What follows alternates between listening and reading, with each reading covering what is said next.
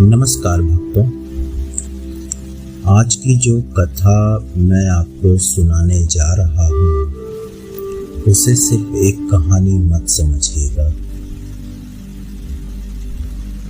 यह कलयुग के उस समय उस परम सत्य का प्रमाण है जिसे हम अक्सर अपनी रोजमर्रा की जिंदगी की भाग दौड़ में भूल जाते हैं। यह कहानी है हिमालय की वादियों में भटकते हुए एक ऐसे युवा सन्यासी की जिसके मन में ईश्वर को पाने की तीव्र इच्छा थी, लेकिन उसके मन का अहंकार और समाज के कड़वे अनुभव उसे आगे बढ़ने नहीं दे रहे थे।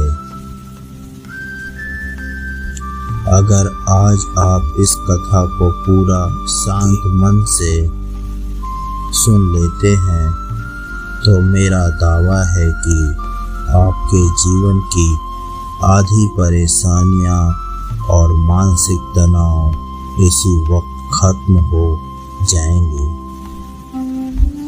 तो चलिए अपनी आंखें बंद करिए, मन को शांत करिए और चलते हैं ज्ञान की उस रहस्यमयी दुनिया में।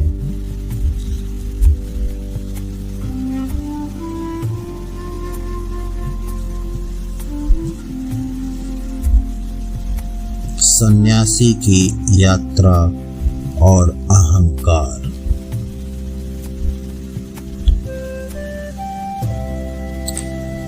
बात आज से करीब 100 साल पुरानी है। देवभूमि उत्तराखंड के ऊंचे पहाड़ों के बीच एक छोटा सा गांव था।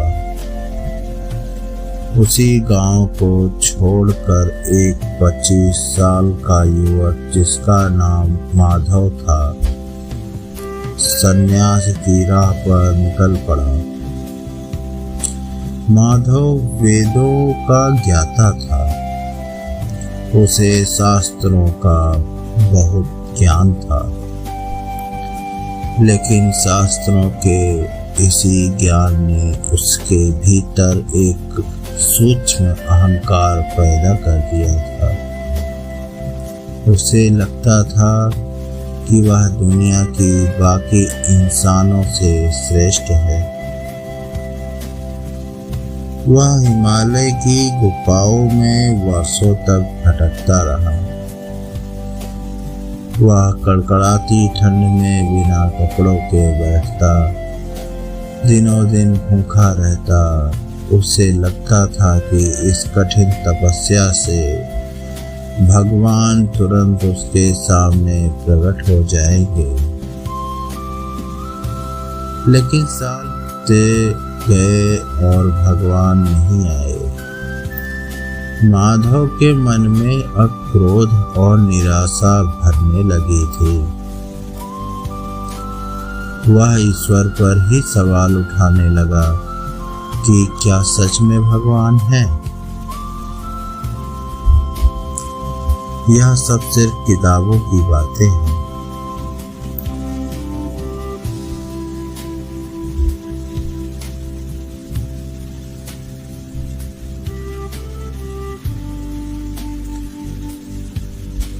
जंगल का रहस्यमयी बूढ़ा और अद्भुत सत्य। एक दिन घने जंगलों के बीच से गुजरते हुए माधव रास्ता भटक गया। चारों तरफ अंधेरा छा गया और जंगली जानवरों की आवाजें गूंज रही थी। माधव थककर एक पुराने बरगद के पेड़ के नीचे बैठ गया। तभी उसे दूर एक हल्की सी रोशनी दिखाई दी। जब वह उस रोशनी की तरफ बढ़ा तो उसने देखा कि एक बूढ़ा लकड़हारा जिसकी रीढ़ की हड्डी झुकी हुई थी, भारी भारी लकड़ियों का गट्ठर अकेले उठा रहा था। माधव ने अपने अहंकार में कहा,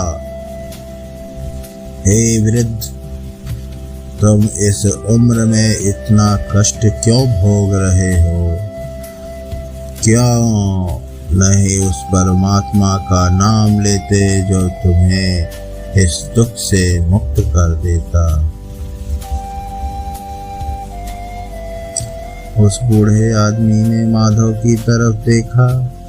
उसकी आंखों में एक अजीब सी चमक और शांति थी जो माधव जैसे बड़े सन्यासी के चेहरे पर भी नहीं थी।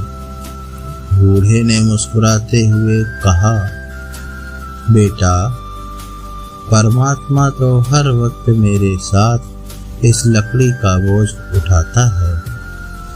कष्ट तो उसे होता है जो ज्ञान की किताबें तो पढ़ लेता है, लेकिन प्रेम का एक अक्षर भी नहीं समझ पाता।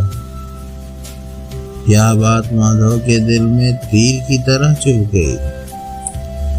उसे समझ नहीं आया कि एक मामूली लकड़हारा उसे इतनी बड़ी बात कैसे कह गया।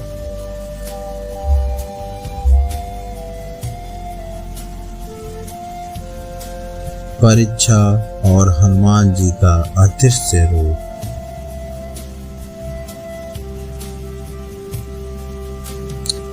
उस रात भारी बारिश शुरू हो गई। बूढ़ा लकड़हारा माधव को अपनी छोटी सी कुटिया में ले गया। कुटिया में खाने के लिए सिर्फ 2 सूखी रोटियां थी। माधव बहुत भूखा था। बूढ़े ने वो दोनों रोटियां माधव के सामने रख दी। तभी कुटिया के बाहर एक बहुत ही बीमार और भूखा कुत्ता आकर रोने लगा। माधव ने चिढ़कर कहा, इस जानवर को भगाओ, यह हमारे ध्यान में बाधा डाल रहा है। लेकिन उस बूढ़े लकड़हारे ने अपनी हिस्से की रोटी मुस्कुराते हुए उस कुत्ते को दे दी। जैसे ही कुत्ते ने रोटी खाई, वह कुत्ता गायब हो गया और उस कुटिया में एक तीव्र प्रकाश फैल गया। माधव की आंखें फटी की फटी रह गईं। उसने देखा कि वो बूढ़ा लकड़हारा कोई साधारण इंसान नहीं था, बल्कि उनका शरीर विशाल होने लगा था। उनके वानर रूप की झलक दिखाई देने लगी थी। वह कलयुग के जीवंत देवता संकट मोचन हनुमान जी थे। माधव उनके पैरों में गिर पड़ा और रोने लगा, प्रभु, मैं सालों से गुफाओं में भूखा प्यासा बैठा रहा, आपने मुझे दर्शन नहीं दिए।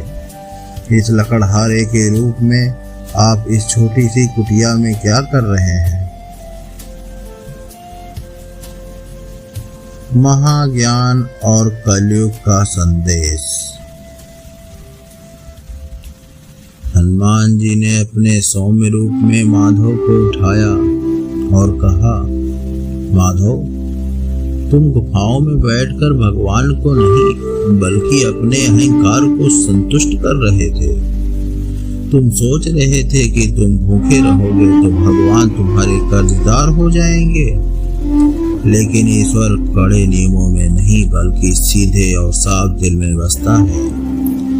जब तक तुम्हारे मन में जीवों के प्रति दया नहीं है, तब तक तुम्हारी सारी तपस्या व्यर्थ है। इस कलयुग में जो इंसान बिना किसी स्वार्थ के दूसरों की मदद करता है, भूखे को अन्न देता है, मैं हर वक्त उसके साथ उसका बोझ उठाने के लिए खड़ा रहता हूँ।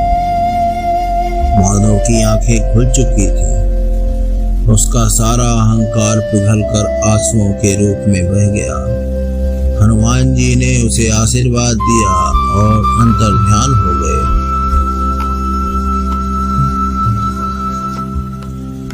तो प्यारे भक्तों, इस कथा से क्या सीख मिलती है? कलयुग में भगवान को पाने के लिए बार बार घर बार छोड़कर पहाड़ों पर जाने की जरूरत नहीं। अगर आप अपने माता पिता की सेवा करते हैं, किसी गरीब की ईमानदारी से मदद करते हैं और अपने कर्म को ही अपनी पूजा मानते हैं, तो साक्षात हनुमान जी और नारायण आपके साथ खड़े रहते हैं। आशा करता हूँ कि इस आध्यात्मिक यात्रा ने आपके मन को असीम शांति दी होगी।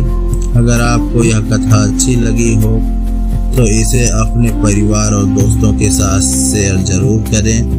रोज ऐसी ही 2 दिव्य कथाएं सुनने के लिए हमारे चैनल को सब्सक्राइब करना ना भूलें। मिलते हैं अगली कथा में, तब तक के लिए बोलिए पवन सुत हनुमान की जय। राधे राधे, जय श्री कृष्ण।